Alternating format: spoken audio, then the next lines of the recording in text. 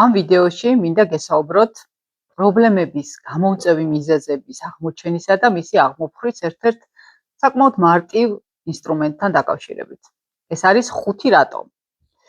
ძალიან მნიშვნელოვანია, როდესაც ნებისმიერ გამოწვევასთან დაკავშირებით დავაიდენტიფიციროთ სწორად თუ რა პრობლემასთან გვაქვს საქმე, რომ შემდგომ არასწორად არ გავყვეთ პრობლემის მოგვარების გზებს და დავსვათ ბევრი კითხვა. ეს კითხვა არის რატომ? შეიძლება გაგიღიმოთ მარტივად ჟღერს ძალიან თუ რატომ უნდა დავსვათ ამდენი კითხვა, 5 კონკრეტულად. ბუნებრივია ეს დასახელება 5 რატომ არ გუზღუდავს ჩვენ და არ გვეუბნება რომ აუცილებლად 5-ჯერ უნდა დავსვათ კითხვა რატომ. არამედ ეს არის უბრალოდ სისტემა. შესაძლებელია კონკრეტული პრობლემის გამოწვევის შემთხვევაში 3-ჯერ დავსვა მხოლოდ კითხვა რატომ, რაღაცა პრობლემის შემთხვევაში 5-ჯერ არ მეყოს კითხვა რატომის დასვა და კიდევ გავყვე და კიდევ დავსვა კითხვები. იქიდან გამომდინარე თუ როგორია პრობლემა, როგორია კონტექსტი და შესაბამისად რამდენად აი ამ კითხვების დასმით მე ჩავედი იმ ძირეულ გამოუწვევ მიზეზებამდე, რომელიც იწვევს ამ ჩემს კონკრეტულ პრობლემას.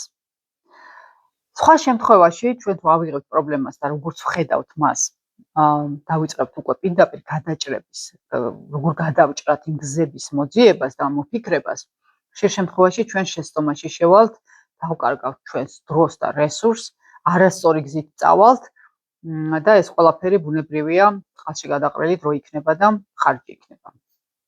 შესაბამისად, ძალიან მნიშვნელოვანია ჩავწვდეთ გამოუწვევ მიზეზებს.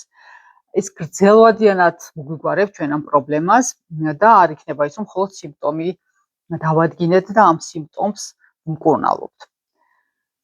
პატარა მაგალითი წარმოვიდგინოთ, ამას ჩემს ტრენინგებზეც ხშირად ვიყენებ ხოლმე. მაგალითად, გვაქვს სასაწყობო მეურნეობა და გვყავს კონტრაქტორი კომპანია, რომელიც გვიგზავნის ტვირთამწე მოწყობილობას და მძღოლს.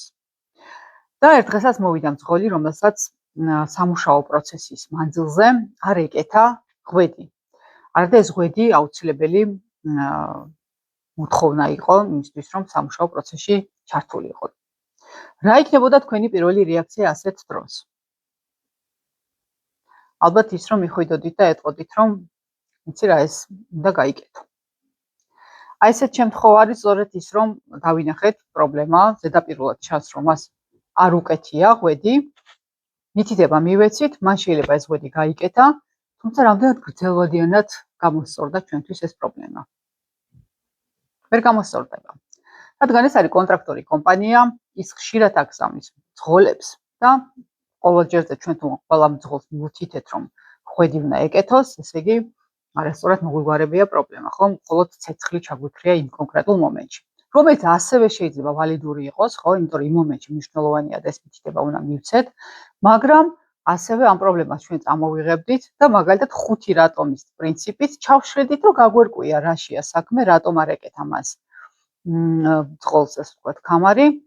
ამ კითხვების დასმით თუ რატომ არ ეკეთა, შეიძლება ისეთ მიზეზს მივაკვლიოთ, რომელიც რეალურად სხვა არის აბსოლუტურად, გარდა იმისა, რომ უბრალოდ მძღოლი არ მოიქცა სწორად, არამედ იმიტომ არ მოიქცა, რომ მას არ ჩაუტარეს შესაბამისი, ასე ვთქვათ, ტრეინინგი. იმიტომ რომ იმ კომპანიას, ვთქვათ, არ აქვს გაწერილი წესები თუ როგორ უნდა მოიქცეს კონკრეტული თანამშრომელი, როდესაც ის აგზავნის ჩვენს სასაწყობო მეურნეობაში თანამშრომელს.